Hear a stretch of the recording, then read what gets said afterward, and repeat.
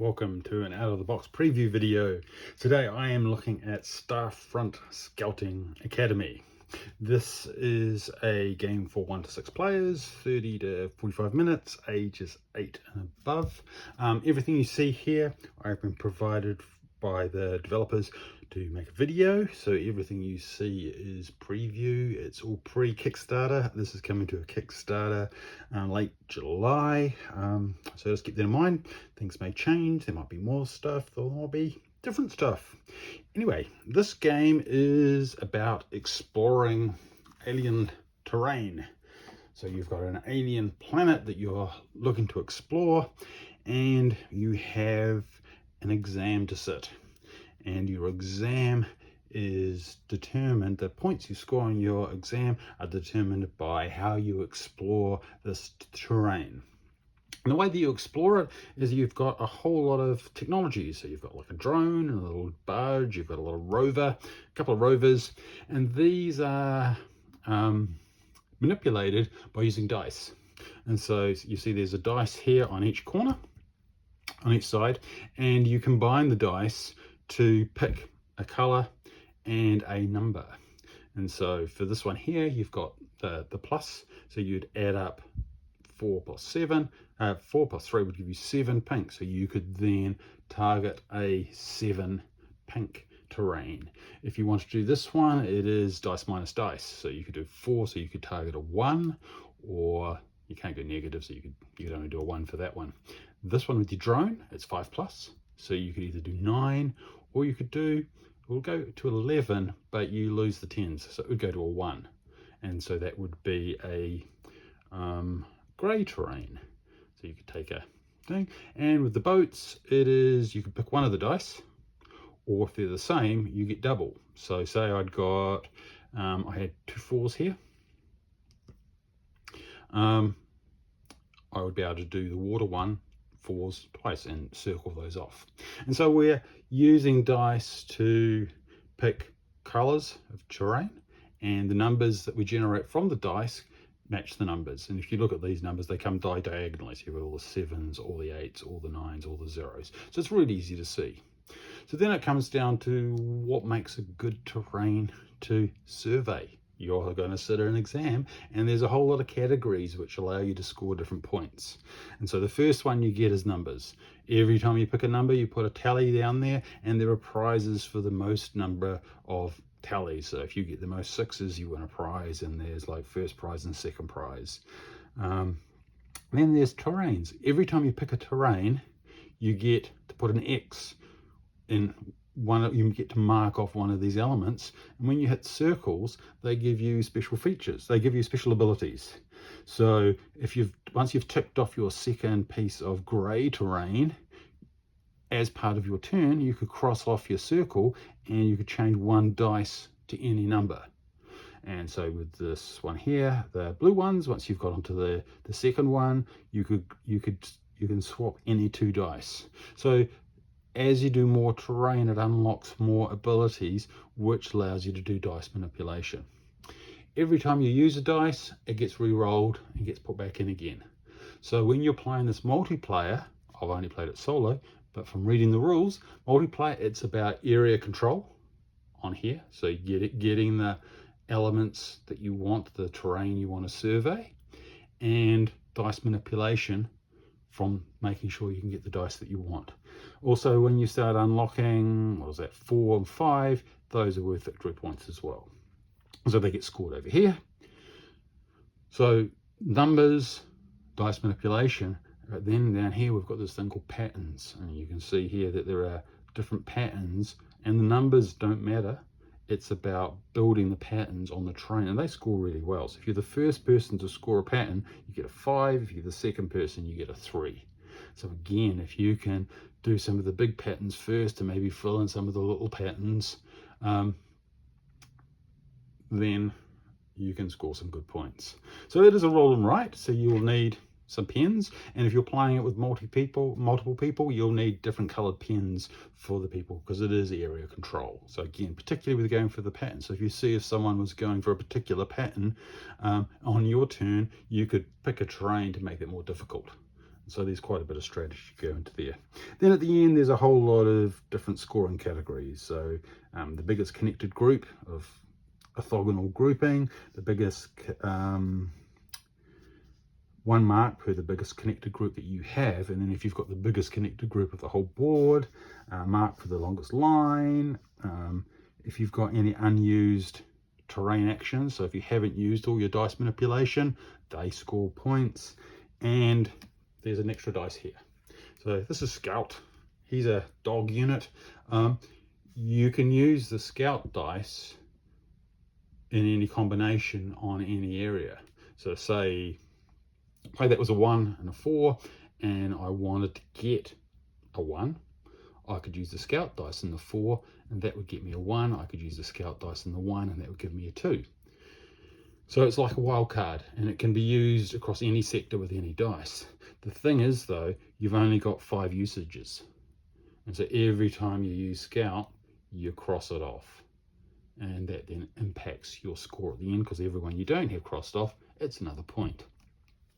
So you end up building and, well, not building, but crossing off sectors, trying to do patterns, collecting numbers, collecting terrain, rolling the dice every time you use the dice, until there's a complete row filled in or a complete column. And then that's game over.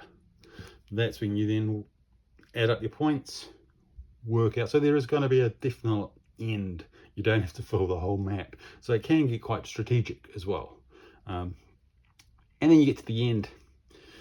So then you add up your points, and there are lots of different characters, cartoon characters. All the exam sheets are the same on the ones that I've got, and this just allows you to customize who you want to be. I'm going to be a little alien because that seems like a fun thing to do. I'm going to do a playthrough in a minute.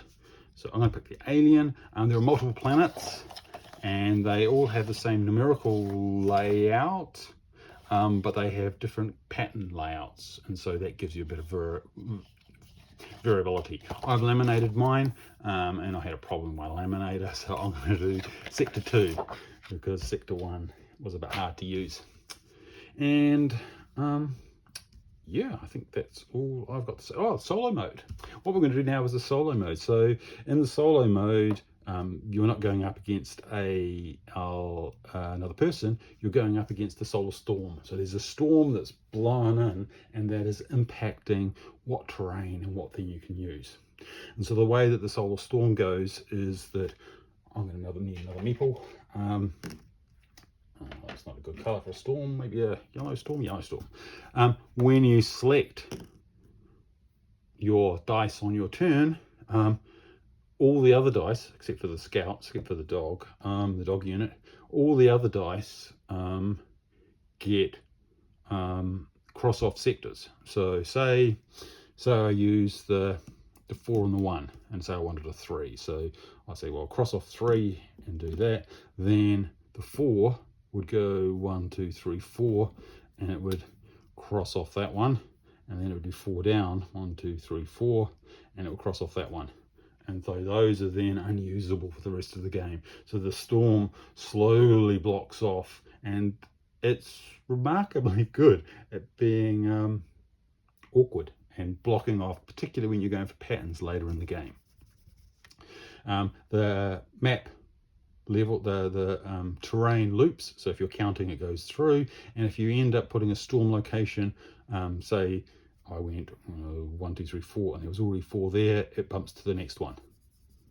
And so it slowly fills it out. And so then you have the same exit, you have the same end game criteria. Once a whole row or a whole column or whole row is completed, that is game over. You work out your score, and then in the rules that I've got, there is a ranking system. And so you work out your points, much like the setting up the exam, and then you have to score. So I think my first game I got something like 30 something, so I got an F. My second game I was a bit more strategic. I got like a B minus, and so you've got to get 85 points or above to get an A plus. And that was it is surprisingly engaging. So area control with a bit of dice manipulation. Let's play it and see how we go. I'm probably not going to play a whole game because that's going to take a while, but it'll give you an idea of what's going on. I'm going to give my character a name, Zub the Alien. We get to start. So the first thing you've got to do is you've got to roll your dice. I've got a dice tower off screen, and then I've just got to put them round in order that they roll, and keep it nice and consistent and clockwise. I will do that every time I need to re-roll. Because you're playing solo, you are going to be rolling a lot of dice. So that's my initial thing, and I've got everywhere to go for. So I've found when I'm playing solo, it's good to use 2 dice because that slows the storm down a little bit. I'm going to start with some patterns. That's probably the easiest way to go. And let's have a look. So I could do a 5. Why don't I do a 5 green? So I'll take those 2. So 6 minus 1 gives me 5. I'm going to pick this one here, and I'm going to give it a triangle. So because I picked a 5, I get to put a dash there for my first 5, and because it's a orange one, I get to cross off my first orange one. So every time you place one, you're going to be doing at least 2 things on your score sheet. And again, you can watch that. I find that as it gets very crowded by the end, you're then looking for more numbers and you're looking for places before the storm finishes you off. So I've used those 2, so they're out. Then you'd put the storm there. But you know, when it gets crowded, it's good to have a token to know where you're going. And then it's 2 down. That one's gone. And 3 to the left, and it wraps. And then we just re-roll all the dice. So we re-roll all of those, and we go. Ooh, that's not a good thing. So if you end up with a number that's bigger than 10, you just drop the 10th, so you just get the whatever's left. Okay, so that can go. See, it's already blocked me. I was going to go for the small pattern, and the storm's already blocked me there. So I'm thinking I could either try a different pattern, a bigger one, pink 8, but that's not going to be good. Or I could do a diagonal. It's a bad place for a diagonal. Or I could go up and hope that I don't get blocked there. So I'll go for a 3. I can't do a 3 because they're all 5s. So that's unhelpful. I can get a 0. Some of these stranger patterns are a bit harder to do. Oh, you can also flip these around, so they can go diagonally. So I could go for this. Got to get a 7 there. I can't get a 7 there. I could get a 0. So that's not going to help. You can get a little bit of analysis paralysis as you're trying to maximize your patterns. That would be a good one. Can I do that one? Nope. Where else could I go? Oh, I've got to get a 3. Maybe I'll just do that one. I'm going to do that one. Okay, so I'm going to use my scout, because then I can get 2 5s. So that means I can get doubles. I can do 2 5 water ones. So that means I can do this one and this one, which is quite good because that gets me my diagonal. So I've only got to get the middle one, and I've got that.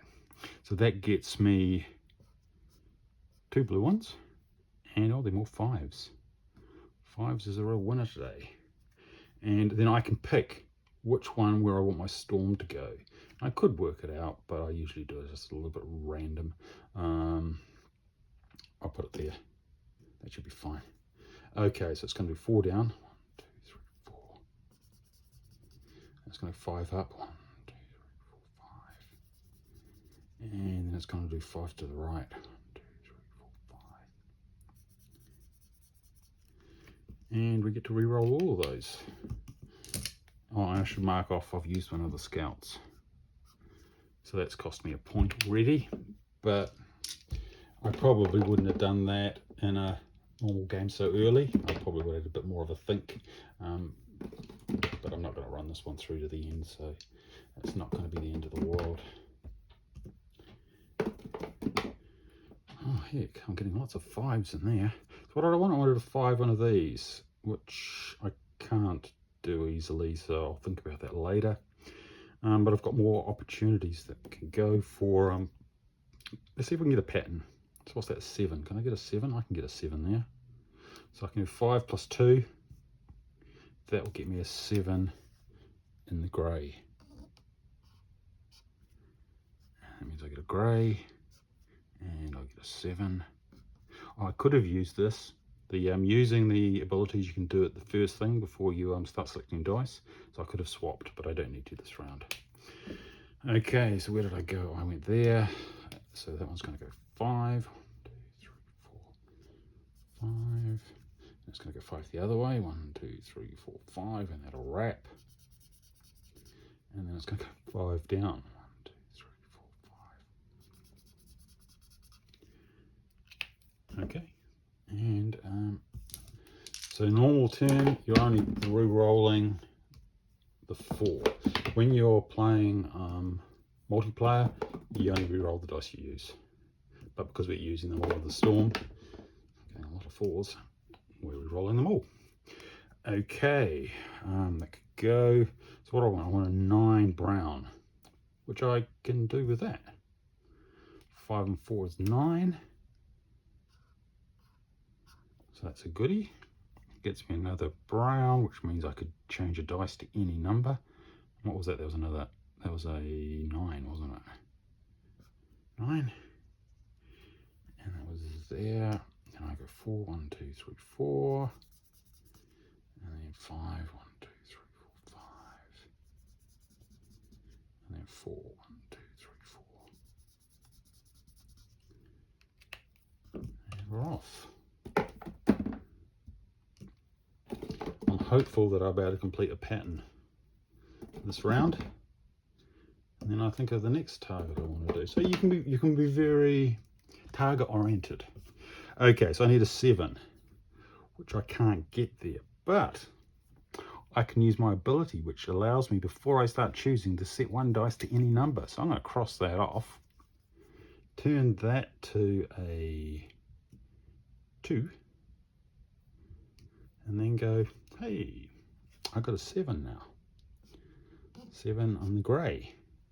So it's another grey, and it's a 7, and I have got that pattern. So that's worth 5 victory points at the end. Tick. Okay. Then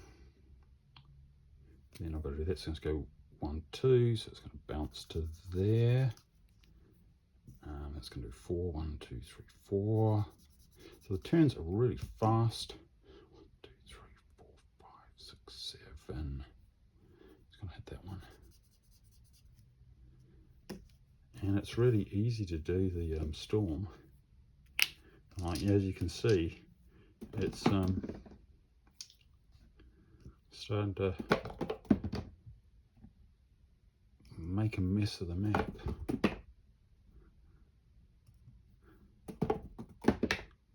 So I needed a 5. Can I get a 5? Ah, okay. So again, I'm going to go for another pattern, so you can rotate them. I don't need to for this one, but I want a 5, so I can take the scout and the 1. It cost me another scout, so again, I probably wouldn't do it, but hey, this is the example. It shows you how it's done. So we get a 5 pink. So it's my first pink. I get another 5, and I've got another 5 victory points. 2 patterns done. And then I've got to do 4, 1, 2, 3, 4, 5. That one, then I've got 2 to the left. And I've got 4 up. 3, 4. And I'll be rolling all of those. I guess what you could do is you could get dice of different colours and then say, well, that colour's for that one, and then you just roll all your dice at the same time. Looks like it doesn't. Oh, that's good. I've got double 1s, so I could use that, and that reduces. Doubles are great. Using 2 dice are great because it reduces the storm effect. You can do other fun things.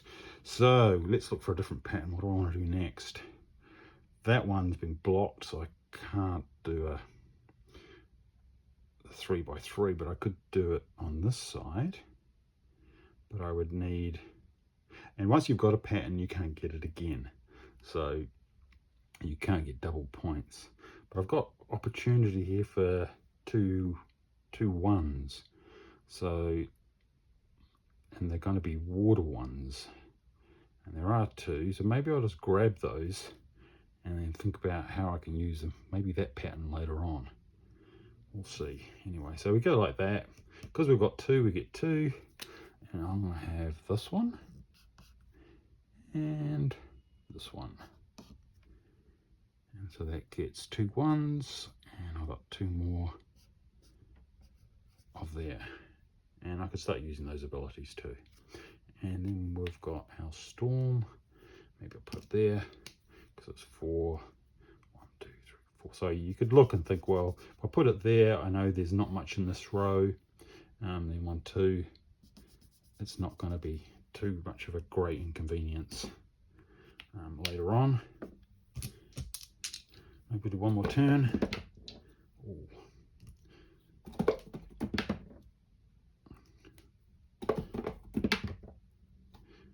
And of course, I'm looking at patterns as my big scoring. There's all other different kind of scoring things that you can then prioritize, trying to get those big scores. So if I was going to do a pattern, what else could I do? That one looks interesting. I need to get that one, but that's blocked by the storm, so that's not going to work. What about this one? If I go 1, 2, 3, that's blocked, so that's not going to work, so I can't do that one easily. This one might work. What numbers have I got? So that would be, I'd need that one, that one, and that one. I need an 8. Can I get an 8? Not easily. I can get a 1. Yeah, I'll do that. So I'll take a 6 and a 5 is an 11, which then you drop it, so I get a 1. So I get a 1 there. Put the storm there so I don't forget. That's another 1, and that's another grey, which is good because it unlocks something else. And then I'm doing 1 here, and then 1 there, and then I'm doing 3 down, 1, 2, 3 there. There you go. I'm going to stop there. So you can see that I'm building up a collection of numbers there. There's some, what I find is that once you've finished patterns, because it's getting too busy, you then start looking for areas that you can join up. So you start putting things here and there, because if you join up into orthogonal blocks, they're worth good points at the end as well, particularly if you can get bigger blocks than the storm has. And again, often the more you play this, I think the more you're going to get into the which patterns you need to do first, how you can rack up higher scores, and then see how you go. The neat thing with the solo is that it imitates that area control aspect of another player, and it is, you can manipulate it a little bit by using 2 dice, and then it only gets 2. But if you only use 1 dice because it's convenient, or you use the scout, then it's going to be doing 3 a turn. And you know, so this line here, it's only got 1 more left. So once that one's taken, that's the end of the game. So you'd have to be, you'd want to be very careful for that. Anyway, I hope you've found that interesting. This is coming up to Kickstarter. I'll put a link for the Kickstarter in the description below. Don't forget to subscribe and like. That was Starfront Scouting Academy. Don't forget to subscribe and like.